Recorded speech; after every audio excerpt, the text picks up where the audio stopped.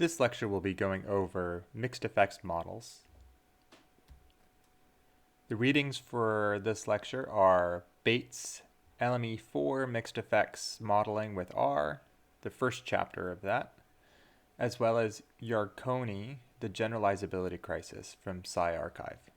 If you have not read these, please pause, go read them, and come back. The primary topics of this lecture will be fixed versus random effects, towards increased generalizability, which is an application case of using mixed effects models, and a comparison of random effects versus nuisance terms in traditional regression models. First, let's focus on the difference between fixed and random effects. And it helps to understand this through example. Let's consider a scenario where you are trying to determine whether or not having distracting stimuli on a classroom wall impacts learning. So you design a study in classrooms in a public school where you collect, let's say, measures of a recall test, which we'll just use as items recalled after a 5-minute delay. You'll have a categorical factor, which you'll use as your independent variable for walls. So if the classroom has distracting stimuli on walls, like big posters and boards and whatnot, then the classroom gets a 1. If not, if they're just blank walls, it's a 0. So let's say this is an experimental design. You actually strip some classrooms of anything on the walls, and others you put up bright distracting posters. Now there's another term that we can throw in this model here. I'm going to call it Z right now, which is the categorical classroom ID. So every classroom gets a random identifier number that just tells you which classroom the data was recalled in. Now, a bad way to run this analysis would be to include a main effects term in an ordinary least squares model for the main effect of wall, as well as a term for the main effect of classroom. Now, it is easy to see why it is intuitive to simply throw in classroom ID as a covariate in the model if you want to control for other differences that could explain student performance in this recall task that are independent of your walls, but you don't know how to categorize yet. But if classroom ID is an arbitrary label, if it's randomly assigned, what does a unit change in Z mean with regards to a unit change in Y? If your IDs are just arbitrary, what does the difference between classroom 2 and classroom 3 actually mean? In order to think about this in a little bit more sophisticated fashion, we move from traditional linear regression to mixed effects models. In a mixed effects model, your output Y is composed of 2 parts. Your fixed effects parts, which are the traditional way we think about regression models. You have your variables X who have some relationship with Y, and we assume that unit changes in X lead to unit changes in Y according to the regression terms beta. With a mixed effects model, you add to those mixed effects a random effects term, where you try to categorize how changes in the units of arbitrary IDs or arbitrary batch labels lead to a change in Y, as well as can influence the relationship between X and Y. But these are qualitative variables that are not of primary interest, but have a systematic influence on Y.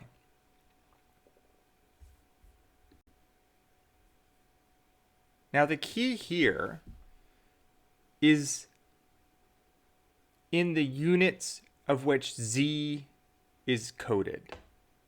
Since Z is completely arbitrary, which means that as I go from classroom 1 to classroom 2, I don't have twice as much or an increase in something. It's just a change in label.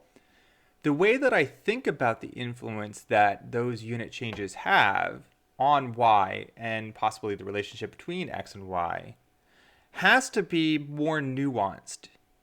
We have to understand that relationship in a slightly more sophisticated way. With the random effects portion of a mixed effects model, what you're trying to do is just capture group trends or batch effects in a meaningful way. Let's consider another example where you're trying to determine the efficacy of an SSRI by looking at how dosage changes mood, let's say positive affect. So you go into a hospital, you look at standard SSRI dosage from this drug across patients, and then you have them do a questionnaire. So your variables would include a positive affect score as your outcome, your SSRI dosage per participant measured as milligrams per kilogram body weight. And since you're testing this at different hospitals, each hospital will have a unique ID.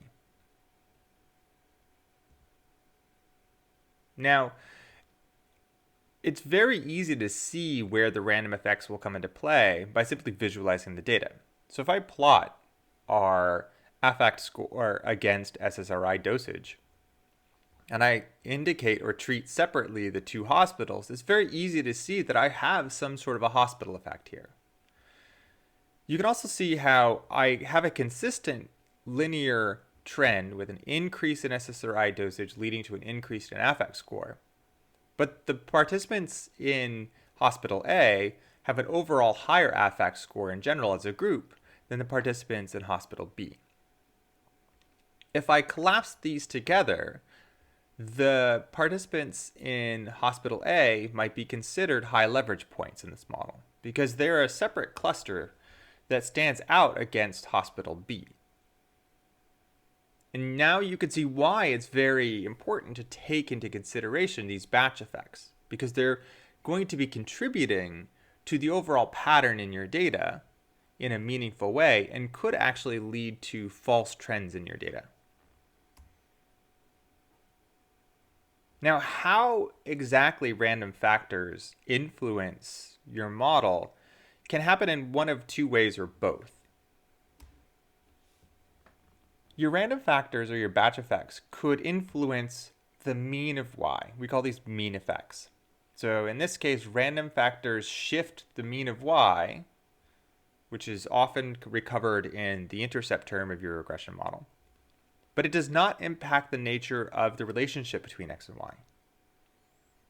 If we continue with our SSRI and affect score model, a mean effect would look something like this. The slopes of the relationships between SSRI dosage and affect score are all comparable across hospitals.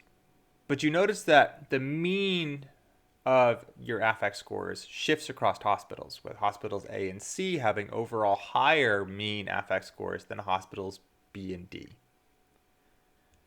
So the average linear trend within each group is the same, it's just that each group is kind of shifted in its overall mean.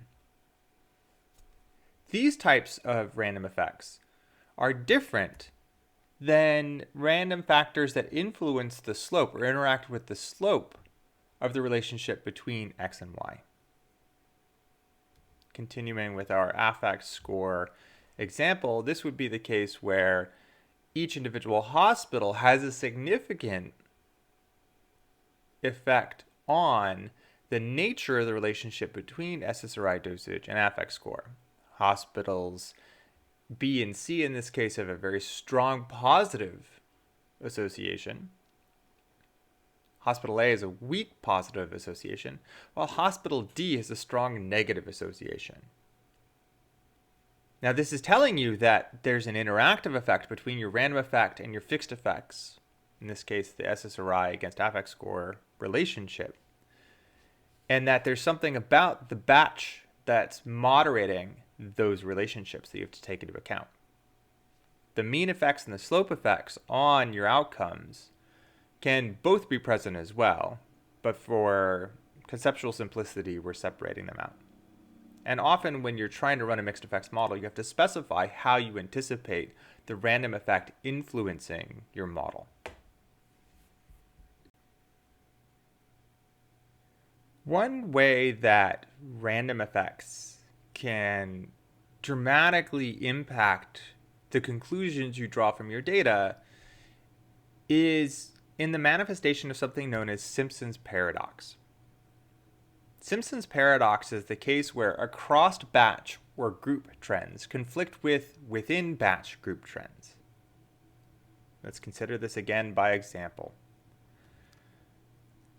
Let's say that I collect data from a bunch of patients where I look at SSRI dosage and affect score, and I ignore where these patients were tested.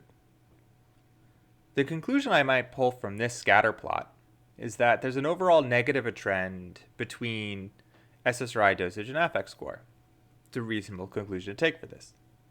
However, if I plot separately each hospital environment, we see that the conclusion about the relationship between SSRI dosage and affect is dramatically different.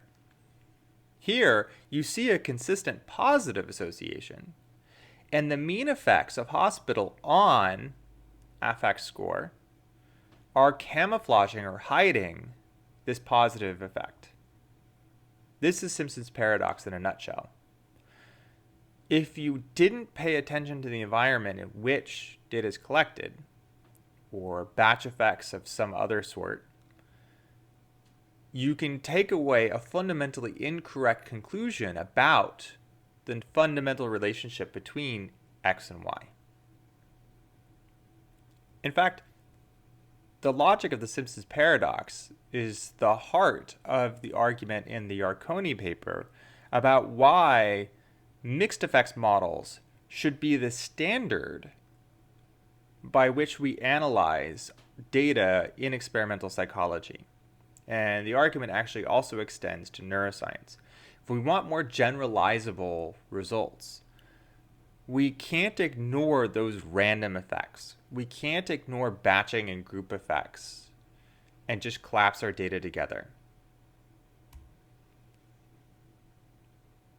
In order to really see how important it is to account for these random variables and random effects, let's take a step and think about what are some of the random variables that you might encounter in your research in psychology or neuroscience. Subject ID, voxel number, neuron ID, classroom ID, data collection site. So for example, in collaborative studies across universities, what university? If you use multi-sites with multiple EEG systems, different EEG systems, stimulus presentation software, if you're collecting data using, let's say, ePrime and PsychoPy, and you're doing the same experimental paradigm but using different platforms, that might influence your results. Image stimuli, every picture you pull from Google Images to use the stimuli is going to be different. So each one might have factors that are random, you don't know, but could contribute to your data. Testing computer, different computer systems might have different timings that might lead to changes in your data. Even operating systems, so running an experiment in Apple OS versus Windows versus Linux might contribute quite a bit to your variability. Even testing room, differences in the lighting, the distracting stimuli, other sounds, all of those will contribute in some way to variance in your effects of your analyses. And if you ignore them, you're just pushing that all into that irreducible error term. But you have access to a lot of this information if you record everything correctly in your data. So there are many random factors that contribute to experimental effects that we often overlook. And the goal of using mixed effects models is to try to account for them as much as possible. So let's take a step back and think about how to make a more generalizable model of a very simple effect using mixed effects models.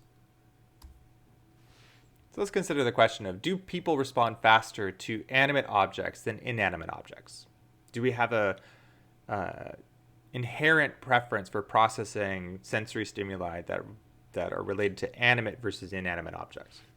So you run a standard cognitive psychology experiment with the variables reaction time, and you present images of animacy. So one if the image was an animate object, the other if it was an inanimate object. But rather than stop there, what if you also include in your model an identifier for the specific JPEG image you're using for your stimuli? So I have a different set of stimuli of animate and inanimate objects. Instead of collapsing all roosters and cats as a single term, what if I just tagged each one of those JPEG images, gave them a unique ID, and put that into the model? Now, traditionally, I wouldn't, right? In a traditional experiment, I would just collapse that variance together and look for an animacy effect on my reaction times using a simple linear regression model like this. But since we have access to information about individual JPEG images, I can now make a more sophisticated model that includes both my hypothesis-driven fixed effects of animacy on reaction time and any incidental effects that might happen as a result of the specific images I am showing participants. So for example, maybe several images in the animacy set involve natural images of kittens and puppies. We find kittens and puppies to be just naturally appealing, so our attention is drawn to them more than other images. Those particular images have a random influence on reaction times that could drive an animacy effect that I would erroneously attribute to the animacy distinction, even though that's not what's driving reaction time changes across participants and across the study. This is the heart of the argument that Yarkoni makes in his generalizability article. We have to start accounting for these random sources of variability in order to isolate out more specifically the fixed effects that we're interested in that really go to the heart of our hypothesis. So, as I mentioned before, random effects and incidental factors can be image stimuli, your testing computer, your operating system, your testing room, who the research assistant was, what monitor type, what electrode, the type of scanner that you collected in. If any of these vary across your observations, and there are a host of factors you can consider, record them, include them in your data table, and identify only the most important factors that could contribute to variability. So for example, if you're running an MRI study, but you're only collecting on a single scanner, you don't need to tag scanner ID. But it might be very important to tag stimuli ID. If you're using, let's say, a classroom study where you bring in laptops and have children work on an online game on different laptops, have an identifier for each laptop that's being used. Have an identifier for the research assistants that are collecting the data if those vary across classrooms. Track everything. That's going to be the key to building a generalizable model. Track everything that could contribute to variance in Y, including these random factors that are normally left as an afterthought. Now, accounting for these random factors does have its limitations. So for example, the more factors you throw into the model, the closer you are getting to having a high dimensional statistical model which reduces your statistical power. Remember before, just like everything else, you're managing this bias variance trade-off. So including more random effects can lead to a more flexible, more variable model, which reduces your generalizability again. Even if the random effects are weak, it's a potential that you have to consider. Also, random effects are largely uninterpretable. You can, in simple cases like in the hospital example that I used before, you can conceptually understand how different hospitals are having different effects, or different batch effects are influencing your fixed effects relationships. But explaining those and interpreting those is largely a mystery.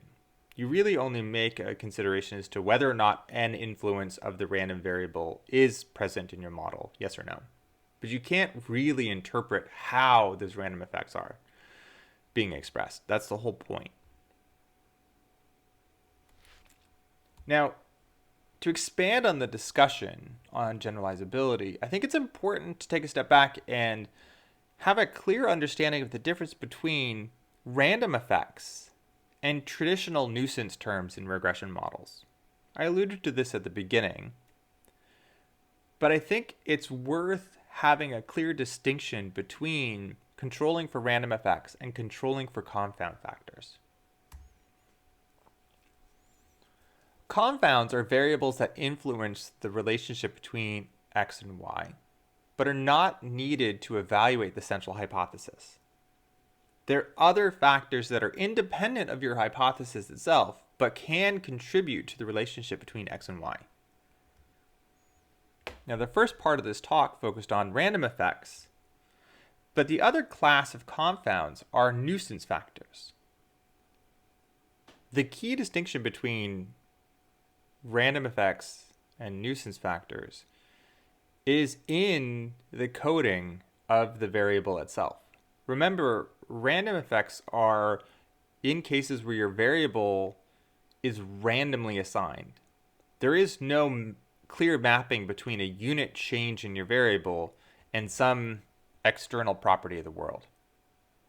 When there is a meaningful mapping, either between states of a system or degrees of change in x and degrees of change in some measurable property of the environment, that is the case where it is a nuisance factor, because it can be collapsed into the traditional regression model as opposed to requiring a separate effect in your model, as we had in the case with random variables. So nuisance factors really are just types of predictor variables that don't relate directly to your hypothesis itself. We can think about two types of predictor variables x.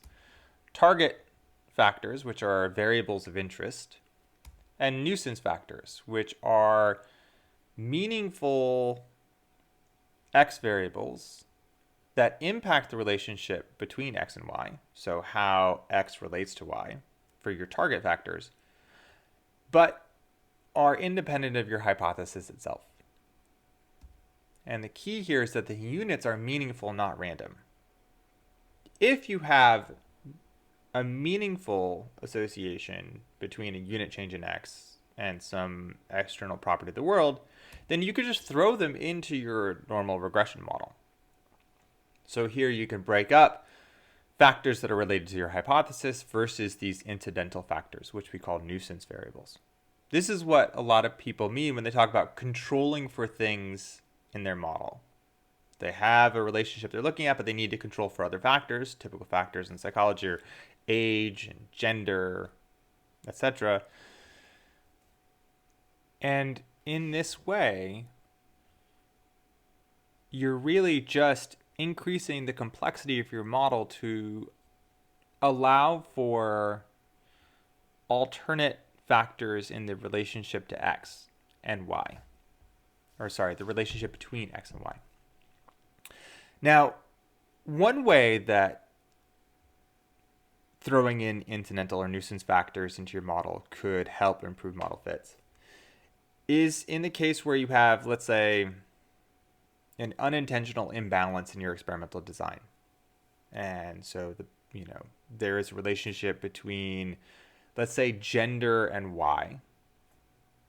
And you just so happen to have included 2/3 of your sample as male, and there's a strong influence of maleness on Y that is that is kind of hiding or masking any relationship that your target variable has with Y. And so the dominant effect of gender on Y is masking any effect that your target variable has on Y. And in this way, your target variable and nuisance factor don't have to be correlated. They can be completely uncorrelated, but it's just that the relationship between your nuisance factors and Y is so robust that it kind of masks out any weaker, smaller effects. But another way that throwing nuisance variables into your model can help to account for confounds is by actually turning a bug into a feature from violations of assumptions of ordinary least squares regression. Remember, before we talked about how a correlation between two or more predictor variables in X is a problem because it violates one of the core assumptions of ordinary least squares regression. And in the prior lecture on ordinary least squares fits, we talked about the case where you have, let's say, a model with two factors, x1 and x2. In the strong case where x1 and x2 are perfectly correlated so that they're identical variables, then substituting x2 with x1 means that you can rewrite the model as just being overall effects on x1, and that the regression coefficients beta 1 and beta 2 are each half of the real effect, which is this beta tilde here. So by including two correlated terms, the real effect splits its variance. Nuisance factors can leverage this effect that collinearity has on your fit model in order to temper confounder relationships between your target factors and Y. If I have a confound that's moderately correlated with my target factor, by including it in the model, what I'm doing is I'm pulling variance away from my target effect that is explained by that correlation. The key thing to take away here, though, is that that's not a perfect way to explain away all the confounding variance. Because remember, if they're correlated, you're splitting the variance between the two correlated factors. So just including your nuisance factor in the model that's correlated with your target term pulls variance, but not perfectly. So it's not great, but it does temper the magnitude of the relationship of your target variable that can be explained by this secondary term. But I think the important takeaway here is that you can throw these nuisance factors into your regression model to account for variance that's not intended to test your hypothesis itself. And the nuanced difference between nuisance factors and random effects has to come down to how these models are fit.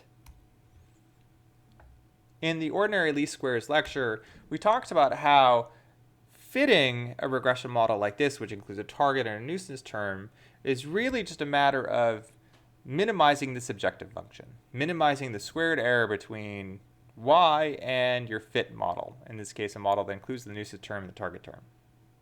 That's your fundamental goal. And we went over how if your assumptions of ordinary least squares are met, particularly the normality assumption, you have a convex error. And so you can find that lower minimum using calculus, and that gives you your ordinary least squares solution. However, for a mixed effects model where you have those random terms, the objective function that you're trying to fit looks like this. So it has that first part, the minimization between your model and Y squared. But on top of that, there's this sparsity constraint, which is shown on the right here by this nu hat squared. When we get into sparse regression models in future lectures, you'll understand this a little bit in more detail. But the critical factor here is that that's tempering the magnitude of your random effects. It's a very conservative way of fitting that. other additional term in this model is this lambda term here, which is a covariance matrix that explains the structure in your random variables. So essentially what that term is a reflection of what we assume to be the random sampling that gives rise to your random effects. We assume that the coefficients that give rise to your random effects are sampled from a random distribution, and you can assume a mean zero, but it has to have some covariance, which we're going to call sigma. Sigma can be explained as some variance term times this covariance matrix lambda. That covariance matrix has to be in the model fit itself for the mixed effects model fits to work. The presence of this lambda term, this covariance matrix, and that sparsity constraint for the size of the random effects themselves leads to a fundamental difference in how these two models can be fit, which means that this is why you can't just throw random terms in an ordinary least squares regression model and treat them as traditional regression coefficients. They are fit fundamentally differently. And in particular, they're fit in the mixed effects case with trying to find this random generative distribution that creates the coefficients for your random effects. And you have to search a space to find that term.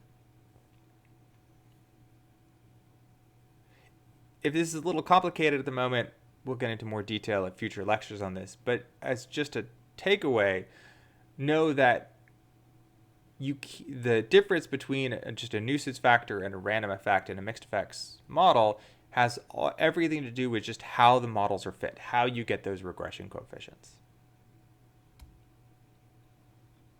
Now, the main takeaway I hope you get from this lecture is that accounting for random effects in your model, as well as nuisance factors, can improve the generalizability of your results by accounting for incidental influences on your outcome measures. If you want to make a truly generalizable model, don't just focus on the terms relevant to your hypothesis. Think carefully and critically about other sources of variability, random or non-random, that can explain your outcome variable y in meaningful ways, but are independent or could even mask any effects relevant to your hypothesis. Account for everything, even things that might seem irrelevant.